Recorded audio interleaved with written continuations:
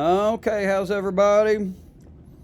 All right, so got an interesting situation as always. So we got our meeting for tomorrow. The time is it's Wednesday, and it is 3 o'clock.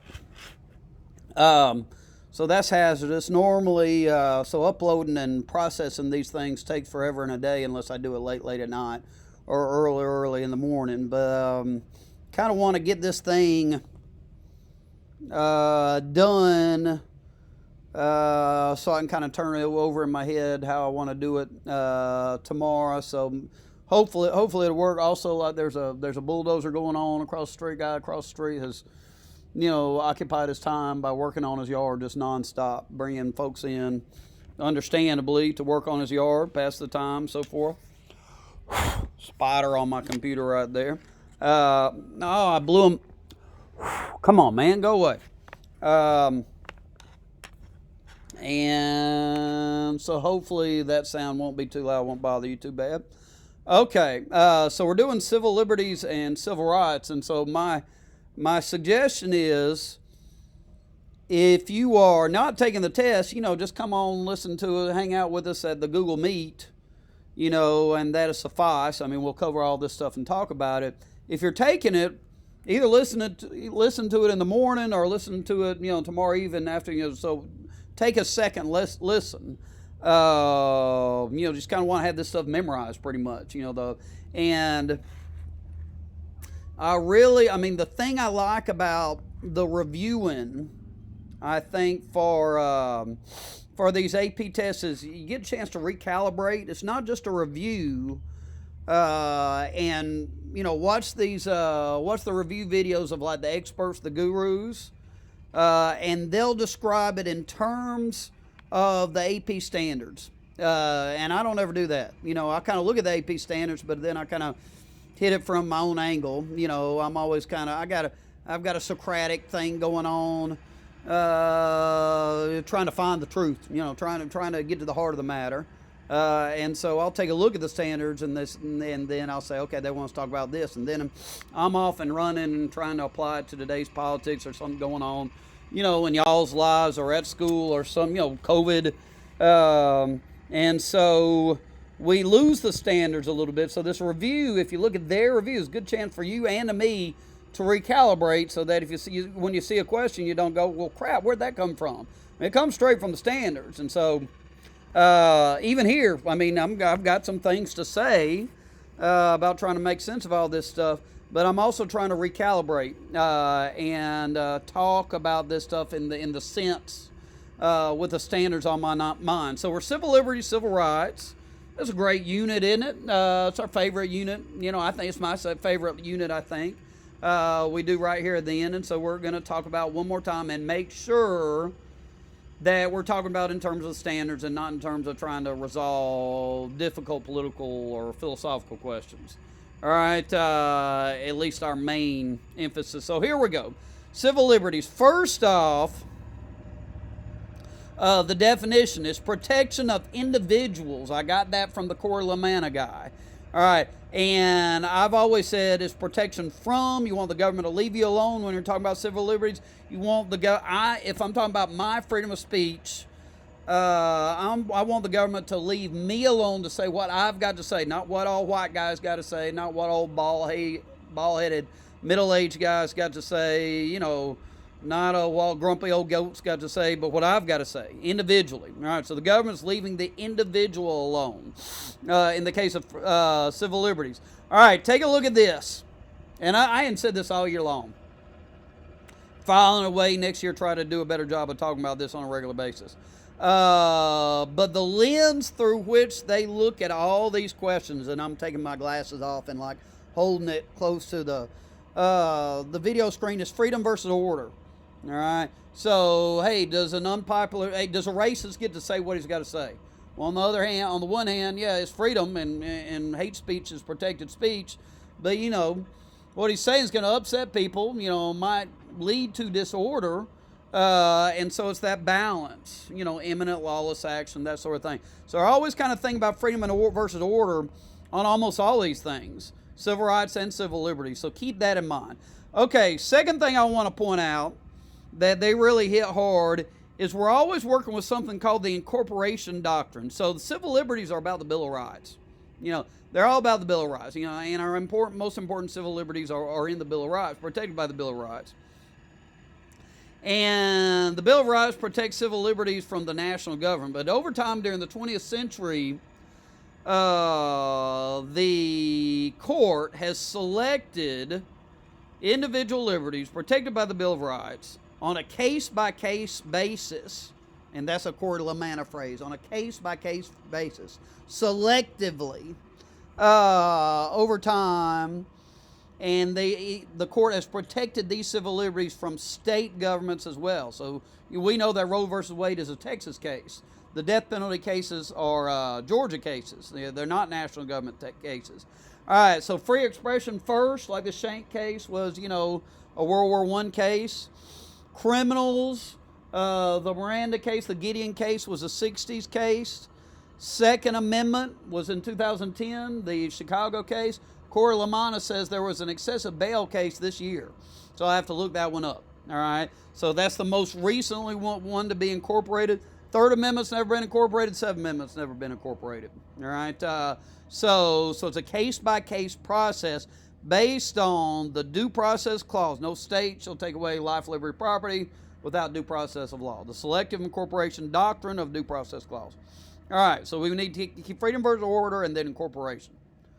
Okay, so here we go with the juicy stuff, but we're trying to look at it and say, okay, what do we got to know about this? We don't want to have good thoughts, insightful thoughts, clarifying thoughts, illuminating, enlightening thoughts, and then lose the forest from the trees and not know what's on the test, what AP says we ought to know. Okay, so two parts of First Amendment and religion. We said that.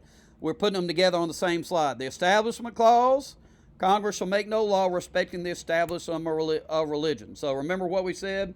Kind of the strict version of this. In this case, the strict version of this is in some way, I don't know if I want to say active, but at any rate, strict separationist means you're not going to favor one religion over another, Christianity over Buddhism. You're not going to favor religion over non-religion, being religious over being agnostic or being atheist. Excuse me, pollen, I promise. All right. Okay, hey, I'm going to blow my nose. I'm outside, so I can blow my nose here. All right, hey, it's going to be noisy. It's going to make a horn sound. I'm a loud nose blower. What do you think of that? My cat's sitting right here. She didn't really notice. All right, what do we got?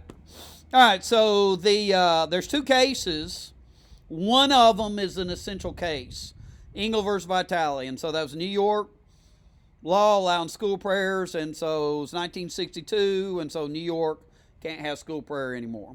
All right, pressure in elementary school kids to pray. All right, Lemon versus Kurtzman applied the Lemon test. It's not an essential case, but remember, it was interesting in kind of clarifying. Government activities got to have a secular purpose. Can't be excessively entangled with religion. Can't encourage or discourage religion. As the court's gotten more conservative, it's gotten more accommodationist, and it's kind of backed off from the Lemon test. And if it seems to have a secular purpose, remember it was like Cleveland versus Zelman Harris. Certainly not an essential case, but the lady got to send her daughter to Catholic school because it was safe. Now, obviously, going to Catholic school encourages religion, but it had that secular purpose. So if you're a strict separationist, you want all three parts of that Lemon test. And if you're a more accommodationist when it comes to religion, you can kind of live with having a secular purpose in addition to kind of the religious purposes. Okay. Free exercise clause is the other part. Shouldn't say make no, not law, prohibiting the free exercise of religion. What's legal outside church is legal inside church. All right, rentals versus employment services, not an essential case, but it's a good example of, hey, you can't get high in church. All right, why? Because smoking peyote, you can't say, hey, I'm allowed to smoke peyote because it's part of my Native American religion. All right, no polygamy. All right, so you got that. All right, our case on this one is Wisconsin versus Yoder. As much as I admire the Amish if I'm taking a strict reading of this, I feel like the Supreme Court messed up. They don't let Baptists and Methodists drop out. They let Amish drop out. The whole question of forgiveness that we got into. But it's the court case. They said that it's part of their religion to allow them to drop out when they're 8th grade. Now, it doesn't fit what I got right here. You're not allowed to drop out in the 8th grade if you're anything else. So it seems to be favoring blah, blah, blah, blah. That's the case. Okay. Okay, free speech. All right, the part of the First Amendment says Congress shall make no law abridging the freedom of speech.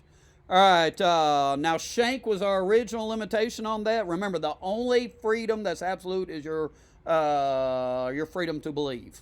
You can think whatever you want to think. Somebody can burn you to the stake, tie you to the stake and tell you to say something else, take it back, you take it back, but you're still thinking to yourself, hey, you're full of crap, I'm just saying this because you're burning me alive. Galileo, said that, there's no moons around Jupiter. Is that what he saw? And then when he was walking off from the Inquisition, said, yeah, they really are, but just saying that. All right. But so there's limits. Clear and present danger was the original one. That was the World War I anti-draft one. But it got replaced by imminent lawless action. Nazis are allowed to be Nazis. They're allowed to say what they want to about Jewish people. They're allowed to say hateful things. They're allowed to be racist. All right, they're not allowed to say, hey, we're going to blow up the White House next Tuesday. Imminent lawless action. All right, so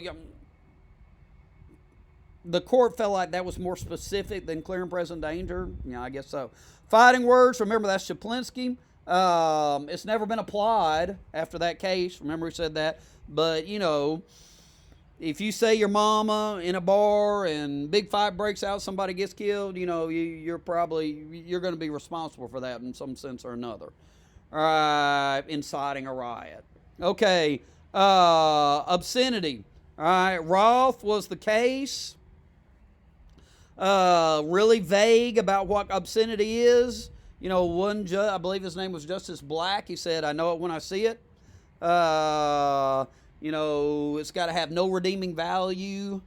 Prurient is like the word, it's just for an ooh factor.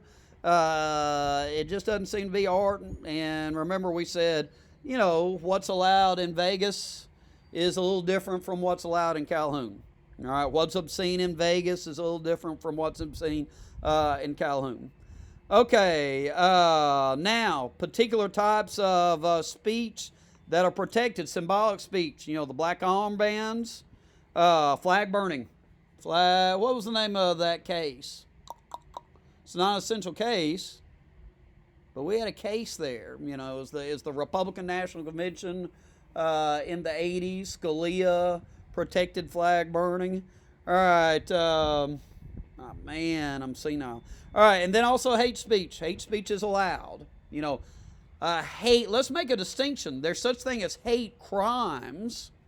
So if you murder somebody because of their race, you beat somebody up because of their race.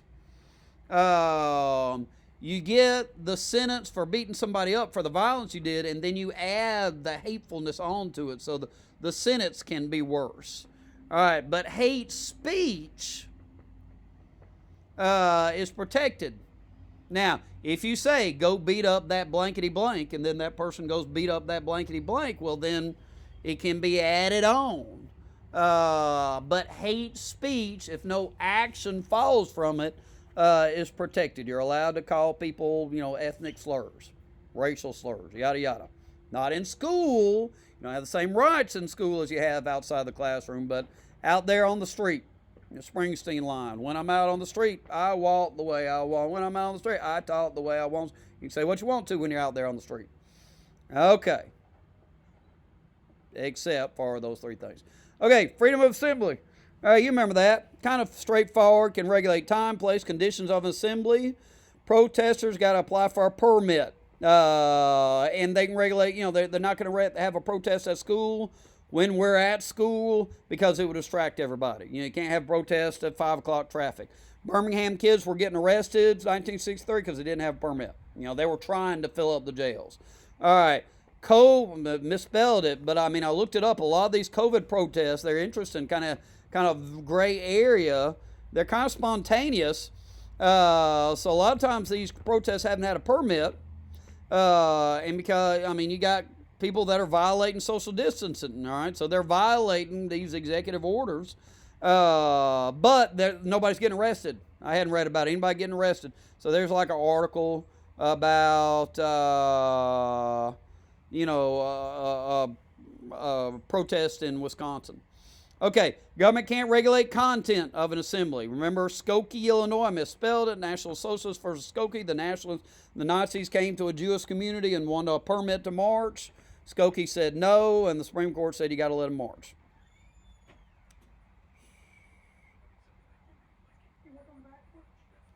Yep. Okay, I'm walking to the back porch now. All right, let's see. Okay, so next we're going freedom of the press.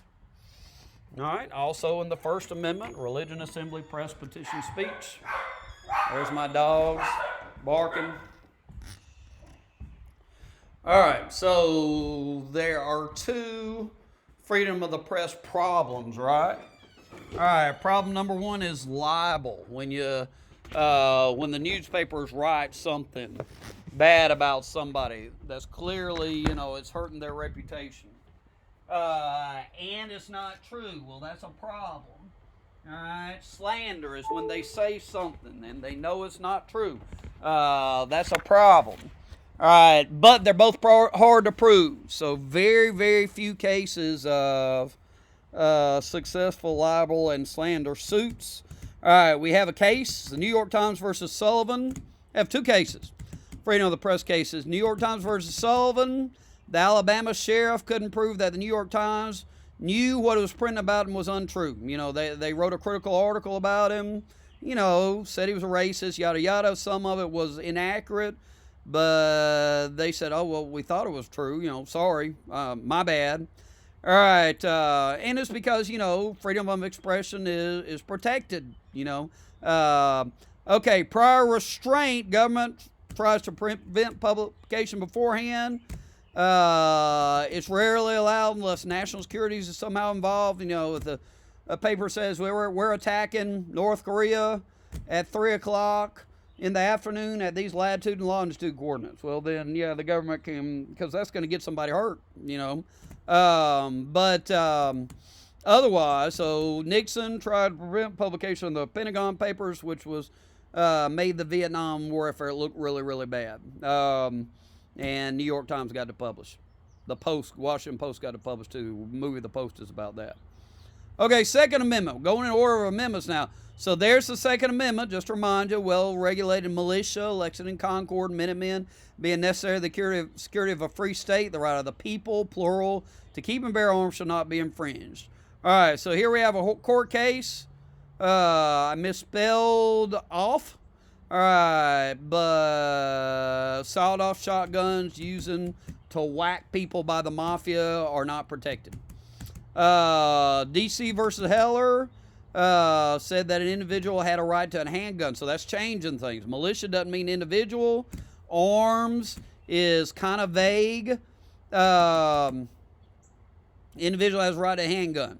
All right, in Washington, D.C., but Washington, D.C. is not in the state. So, very recent incorporation, McDonald versus Chicago. Chicago was denying handgun permits, and Supreme Court said it couldn't do that. When we talked about it before, I was kind of looking at Reagan's inconsistency over time because it's such a get fired up kind of issue around here.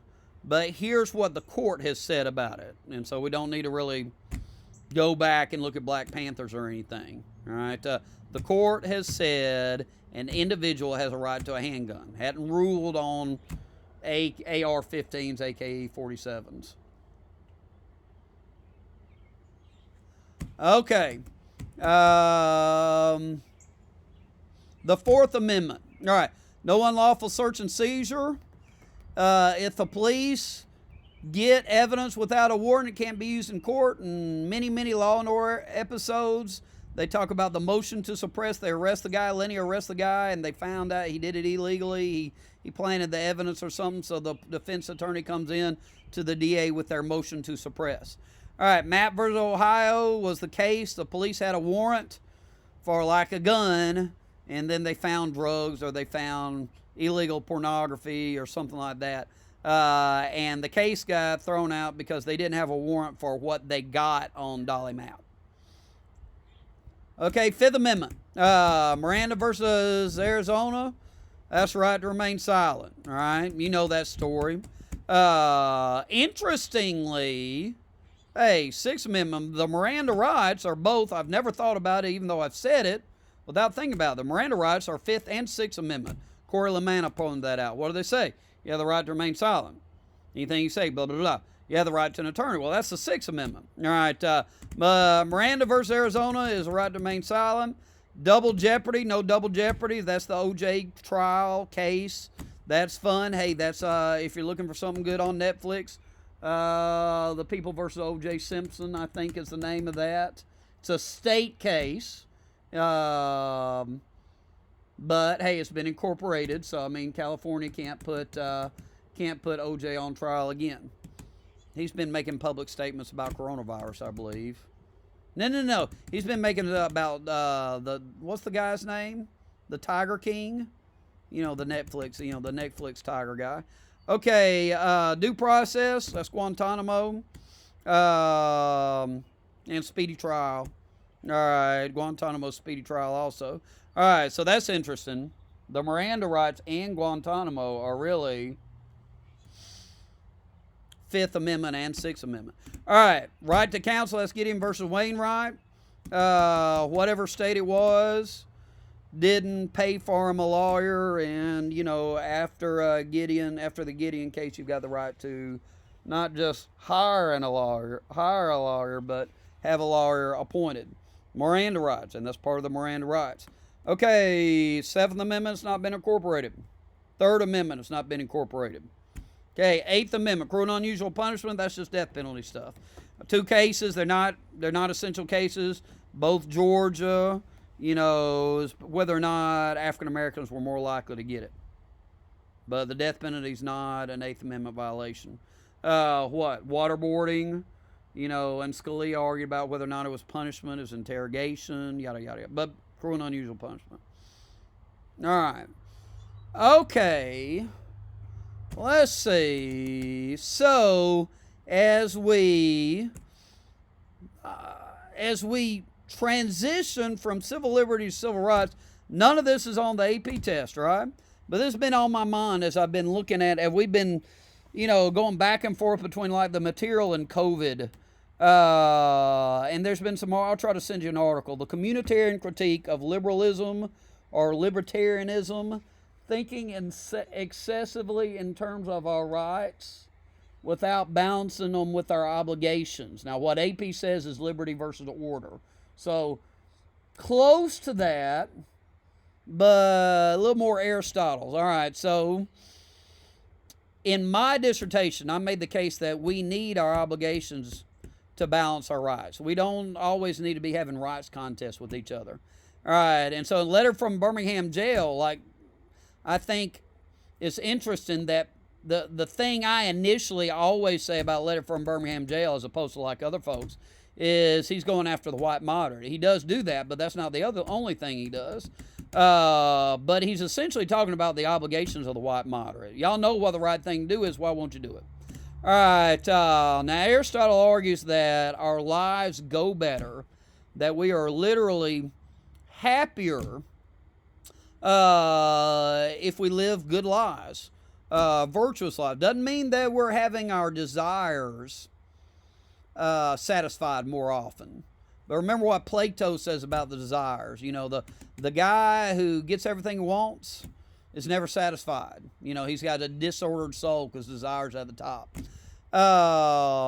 So, hey, the good unpopular man happier than the bad popular man, or to rephrase, if we understand happiness as being like at the end of life. Aristotle says, if I go back, he talks about teleology. If I go down here and says, Aristotle says, count no man happy till he's dead. Happiness is the right kind of happiness is the satisfaction of having led a good life, having run the race. If I can use a little religious language, claim the crown of righteousness. And so if I go back up here, I'm going back and forth now. So in our example, and I'll try to send it out. I'm going to try to post it. Saturday Night Live. Brad Pitt just did a wonderful thing on Saturday Night Live. And there's an online petition to name, and I'm planning on voting to name Dr. Fauci the sexiest man in America. I've never voted for sexiest man in America before. All right. But I would take it one step farther and say Dr. Fauci is happier if we understand happiness properly than Brad Pitt. All right. Now, courage. So this has been a time when we're talking about courage, right? In one way or another. And so courage is the quintessential virtue in an article that I just read. And remember, speech is Exhibit A for rights, because you need the freedom of speech to protect your freedom of religion or freedom of assembly or any other right. You need Dr. Martin Luther King needed the freedom of speech to fight for civil rights. Okay, so courage is the moral, is courage in battle, yeah, that's true, but also the moral courage to take a stand. The lukewarm friend, the white moderate and letter from Birmingham jail doesn't have the courage to take a stand. And courage is a mean between recklessness and cowardice. What an article I read recently said.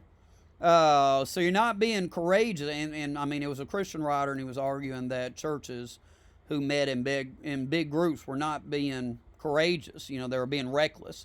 So courage is a mean between recklessness and cowardice. We don't want to be cowards. We don't want to be reckless. All right. Integrity is living up to our ideals, while hypocrisy is failing to do so. Ideals can conflict just like rights can. All right.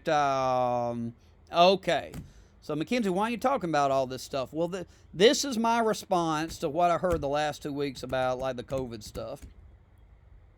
And I didn't want to just open it up again and say, well, what do you think? Because it felt a little bit redundant. It felt like we were kind of saying the same things. It also felt like none of us felt entirely comfortable being honest. Well, what if I went out and did such and such and such? Everybody's going to look down on me, or Mackenzie's going to judge me. Or what if I admit that members of, my family, blah, blah, blah. All right, so ideals conflict just like rights do. So we've got obligations in communitarian theory. We've got our obligation. When you grow up, you're going to be adults. You're going to have lots of obligations, not just going to be one. So you've got your obligation to society. So my obligation to society during this period is to stay home. Minimum, stay home. Help people out. Deliver food, but try not to spread it. One person gets it. Some article said spreads it to on average 2 other people. All right, but then I've got obligations to family, and so we've got multiple obligations. And so in this season, as I look back. I'm giving myself a report card on being a good guy. I've been a pretty good dad. Me and the boys have gone out and played. We built a basketball goal, and we played basketball in the afternoons. I've been an okay teacher. I've made these videos, and some of them have been better than others, but they've been all right. I've been an okay Christian. I read scripture during this time, prayed, but just okay, And then, so I'd give myself a B, or I might give myself an A- on dad, a B on teacher and Christian, or maybe a B-. All right, but C for being a husband, C for being a citizen. There's been disagreement within the Mackenzie family about how often people ought to be able to go out. how often I should be allowing my children to go out. My kids have been working, and my kids haven't stayed, home the whole time. And so, um, somebody whose family stays inside entirely gets a better grade, than I do on that in terms of my obligation as a citizen. And then, so there's been fusses over it. And and the tension that is caused, I probably get a C for being a husband during this time. So it's been a hard period, and I don't know what inning we're in. Maybe we're at the midpoint, maybe we're at halftime if I can switch my sports, or maybe we're just in the second inning, some article today said. But we got to juggle our obligations and try to be all these things, and being good at one. Greek tragedy points out a lot of times if you're good at one thing, that means you're going to be bad at something else, and they're both important. So we're trying to balance our obligations here, keep ourselves sane, allow our family members to stay sane, not impose our ideals in a platonic fashion, too rigidly on people we care about who disagree with us about these questions. And so, want some virtues to try to practice amidst all this, in addition to self-discipline and courage, humility. We got our opinions, but, we see through a glass darkly. We've been wrong about things before. Forgiveness. If somebody hurts us, we don't think somebody did the right thing, forgive them. Because we screw up too. Golden rule. Forgive ourselves. If we look back and say, man, I shouldn't have done that. There's some things, that I wish I'd handled differently over the last 4 or 5 weeks. I was trying, but live and learn. I tend to screw things up pretty regularly the first time, and then try to make improvements on it. And then tolerance. People just disagree with you, and you got to tolerate them. People don't see things the way you do. And you got to tolerate them. All right. It ain't tolerance if they agree with you. What Voltaire say about freedom of speech. I hate what you say. I'll defend to the death your right to say it. Okay. I've got an article from Real Clear Politics yesterday making the case that teenagers who go out more than adults want them to go out may be doing the right thing. It's making 2 arguments. Number one, teenagers need adults to pass laws that help teenagers, that would maybe keep schools safer, protect the environment, and adults don't do it. So maybe adults feel like teenagers need to stay home, but teenagers face mental health issues that sometimes adults don't face. And so if we're concerned for the mental health of our teenagers, we need to be understanding when they need to see their friends, is the argument, especially if those teenagers don't live in New York. So complicated stuff, and there's good teaching to be done from this experience. You learn from the tough stuff, you don't learn from the easy stuff. So let's wrestle with this stuff together. And go back to Aristotle one more time. So he's got this end of life kind of thing. Count no man happy till he's dead. So you live a good life, and then you just kind of give up on all your obligations at the end, and sell out and sell your soul for $1 million, whatever. In the Bible, Judas was a pretty good fellow till the end, right?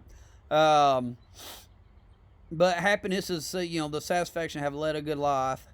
And so the last 3 things I'd point out to you, we're not going to be perfect.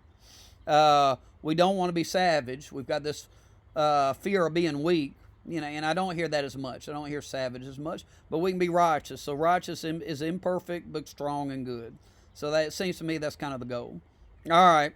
So there's my soapbox for the week. Strong and good and humble and kind. Okay, right to privacy. Jump right into controversy, abortion. Okay, activism. All right, it's implied by the Third Amendment no quartering. Implied by the Fourth Amendment, no search and seizure. Implied by the Fifth Amendment, can't take away life, liberty. National government can't take away life, liberty, property, liberty without due process of law. Implied by the Ninth Amendment, people's rights. As long as it's not a denied power, you've got the right to, as long as it's not denied, you can do it. Implied by the 14th Amendment, no state can take away due process of law, life, liberty, property without due process of law. So implied by 1, 2, 3, 4, 5 different amendments, but not enumerated, not said. Okay, so let's look at applications. Well, cell phone. All right, if the government takes your cell phone, the government can't take your cell phone unless it's got probable cause. Let me rephrase. The government can't take my cell phone. Now, Dr. Coombe can take a student's cell phone,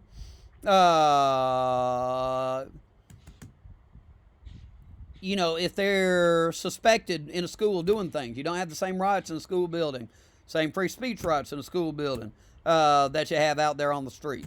All right, but out there on the street, somebody's got to have probable cause. I've known kids who have gotten in trouble with the law, and they kind of freak out when they realize that the law's got probable cause to check their cell phones.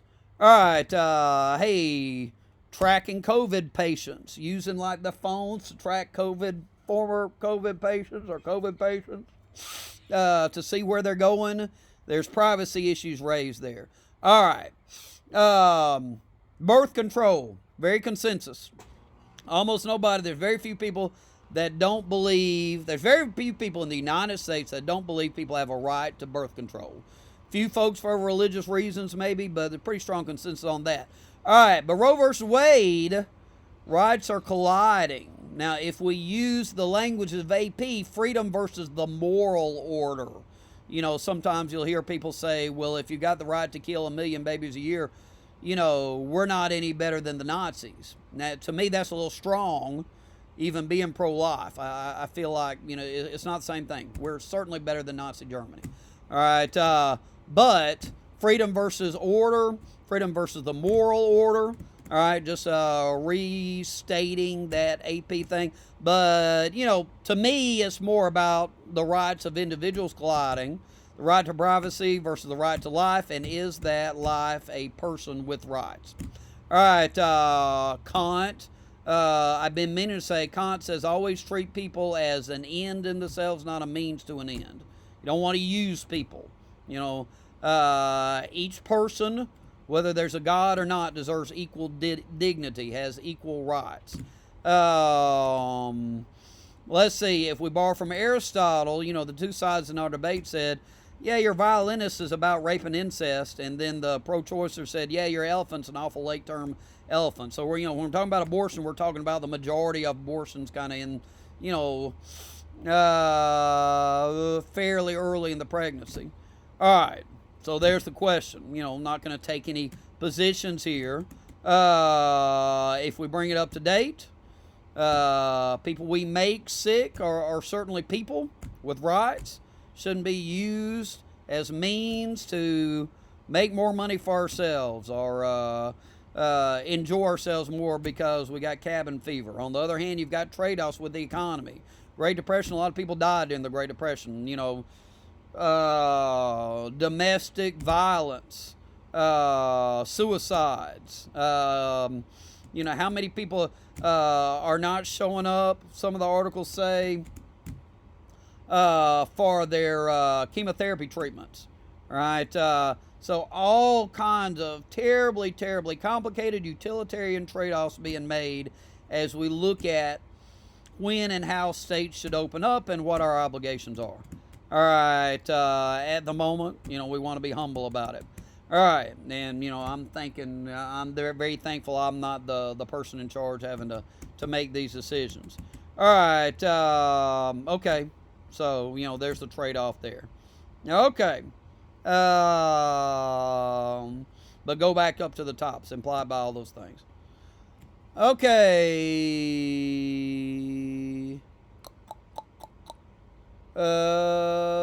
Fear. Yeah, I'll just mention that. Fear's a powerful thing.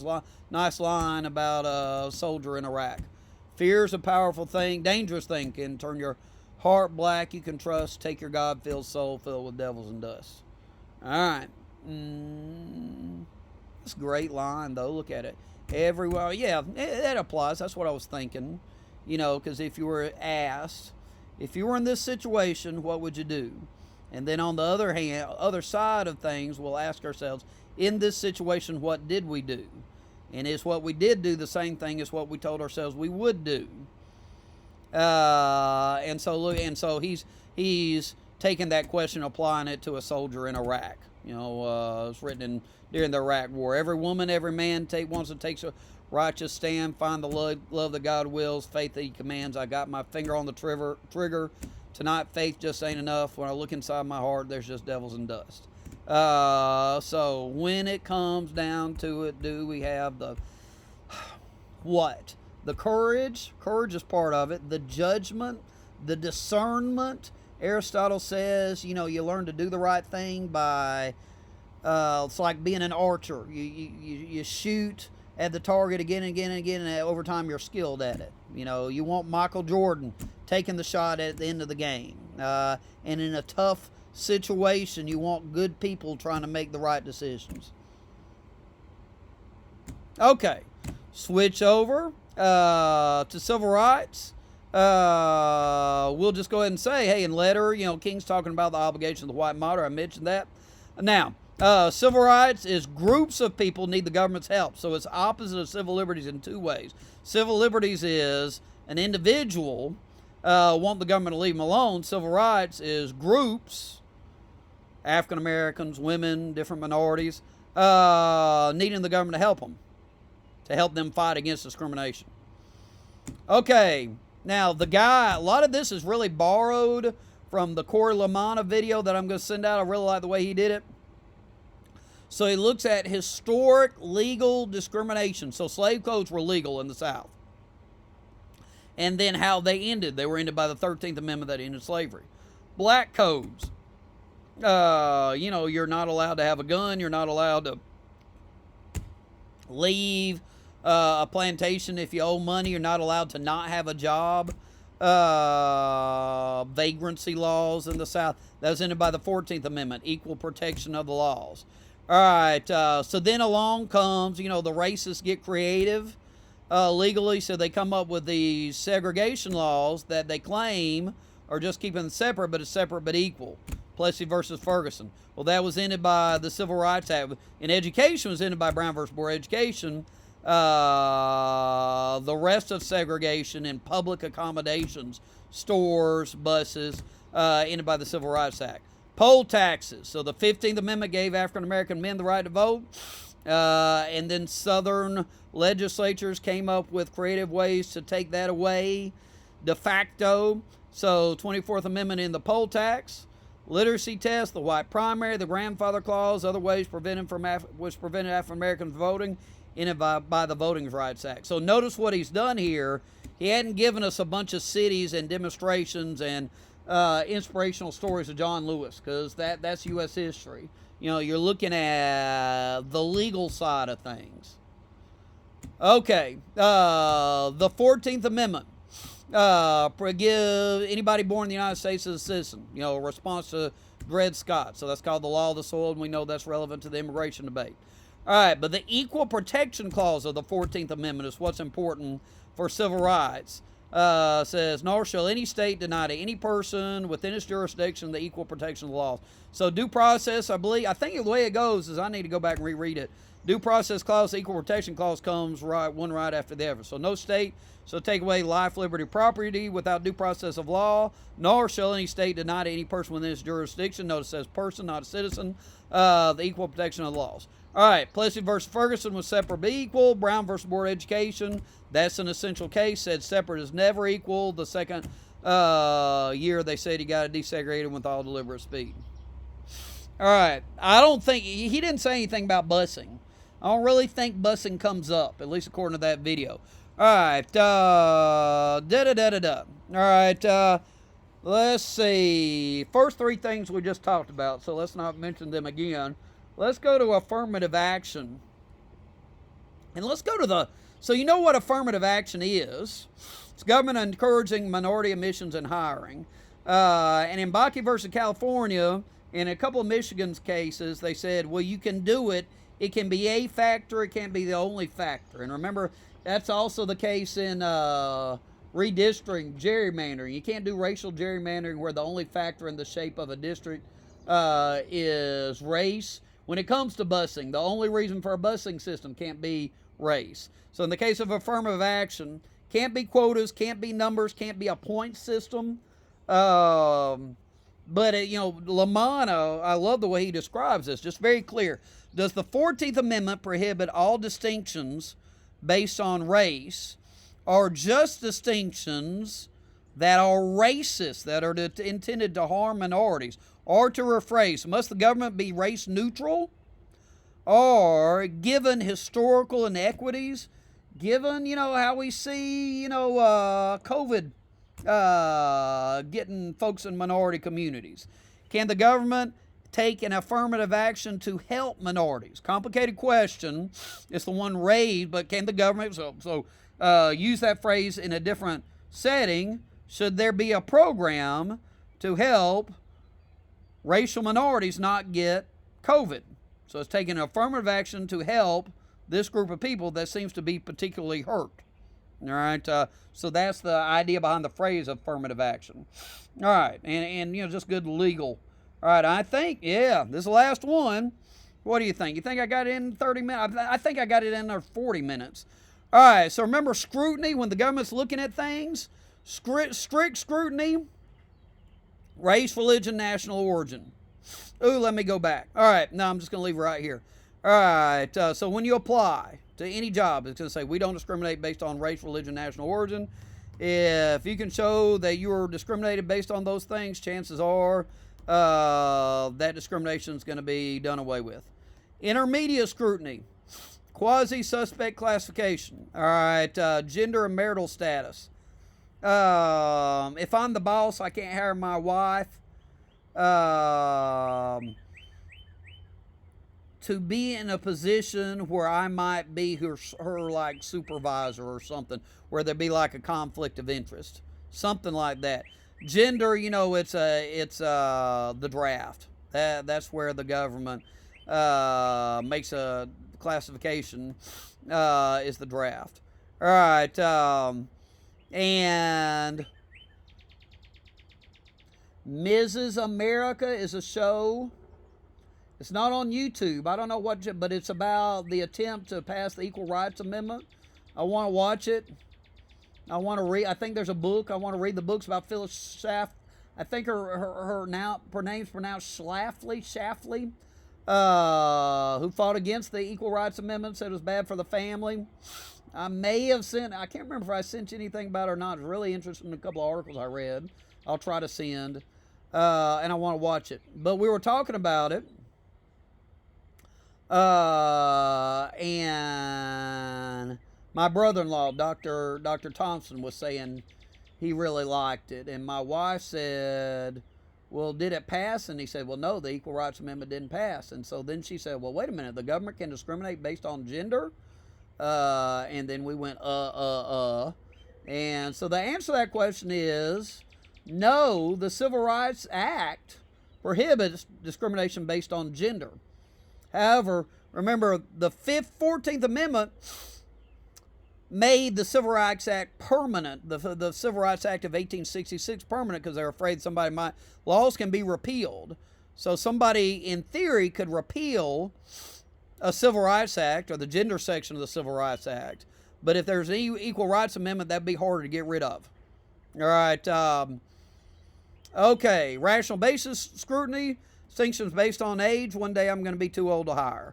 Wealth, if you hire somebody to be like an investor, to be a broker, they probably don't want to be, dirt poor. That's evidence they don't know what they're doing. Political opinion, the NRA doesn't want to hire AOC to be their president. Disability, somebody who can't walk can't be a professional football player. Ex-felons, that one's kind of controversial, but that's rational basis classification. Right now, ex-felons can't vote in many states. I think Florida allowed them to vote. There's a movement there. All right. So that's it. I'll see y'all tomorrow. You don't have to watch, a lot of good this does to say you don't have to listen at the end of the video, but I think I said also. I predict this took 37 minutes. Let's see.